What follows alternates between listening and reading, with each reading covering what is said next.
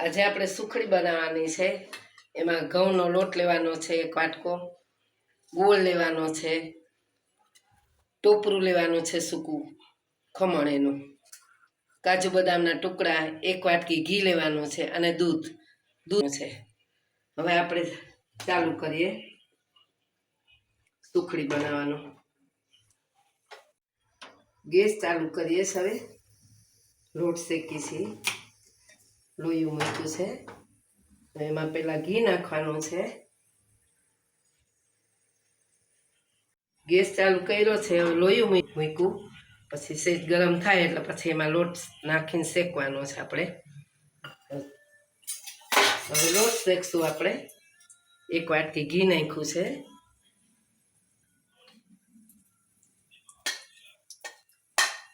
હવે શેકવાની શરૂઆત કરી છે। શેકાઈ જાય પછી ગોળ નાખવાનું, પહેલાં દૂધ નાખવાનું થોડુંક। ગેસ મધ્યમ તાપ રાખવાનો, બહુ ફાસ્ટ નહીં, બહુ ધીરો નહીં એવો। લોટ એવો લેવાનો, બહુ જાડો નહીં બહુ ઝીણો નહીં એવો રાખવાનો છે। બહુ ઝીણો રાખો તો ઘી દેખાય નહીં, જાડો રાખી તો સેજ ઘી દેખાય, આપણે ઘી મૂક્યું હોય ને। શેકાઈ ગયો છે, હવે એમાં થોડું દૂધ નાખવાનું છે, એટલે શું નરમ થાય સુખડી બનાવીને આપણે, એટલે શેકાઈ ગયો છે। ગેસ ધીમી આંચ ઉપર કરી નાખ્યો છે। હવે દૂધ નાખી દઈએ થોડું, શું નરમ થાય, આપણે ગોળ નાખીએ ને તો।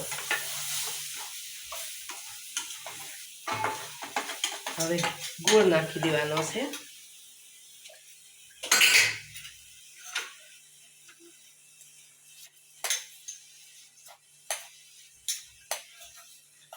જોઈએ એ પ્રમાણે નાખવાનો છે આપણે ગોળ। હવે આ થઈ ગયો, મિક્સમાં કરી નાખવાનું। હવે થઈ ગઈ સુખડી, તૈયાર થઈ ગઈ છે। હવે આમાં આપણે ઢાળી દઈએ।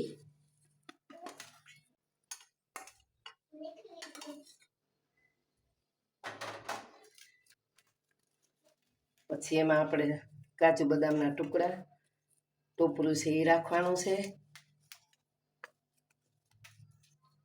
આથી કરવાની, સરસ થઈ જાય। તવેથાથી ન હાલે, વાટકીથી દબાવવાનું, સરસ થઈ જાય।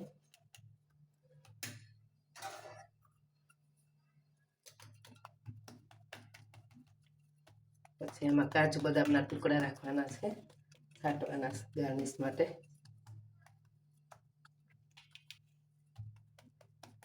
ઠંડુ થાય પછી ચોસલા પાડવાના આપણે।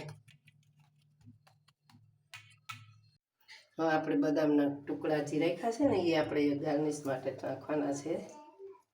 પછી ટોપરું છાંટવાનું છે, ઠંડુ થાય પછી ચોસલા પાડવાના છે।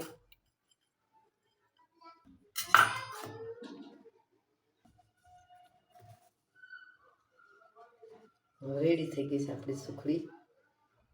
ઠંડુ થાય પછી ચોસલા પાડીએ એટલે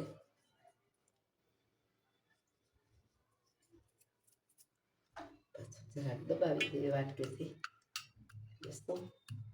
સરસ થઈ જાય આપણી સુખડી રેડી। સુખડી તૈયાર છે, ચોસલા પાડી છે। હવે આપણે જેવડા બનાવવા હોય એવડી ચોસલા પાડવાના, નાના બટકા કરવા હોય તો નાના કટકા કરવાના, મોટા કરવા હોય તો મોટા।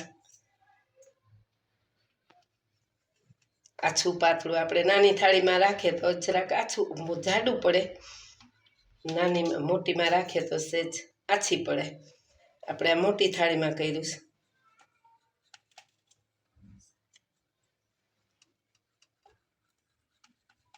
થઈ ગઈ તૈયાર,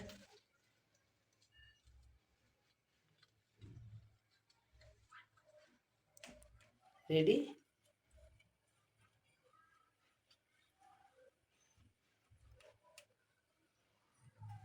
સુખડી તૈયાર છે, સુખડી તૈયાર છે। જો આવી રીતના બટકા સરસ થઈ જાય, પોચી રૂ જેવી થઈ જાય। થઈ ગઈ. આવી નવી રેસીપી મેળવવા માટે અમારી ચેનલને ફોલો કરો.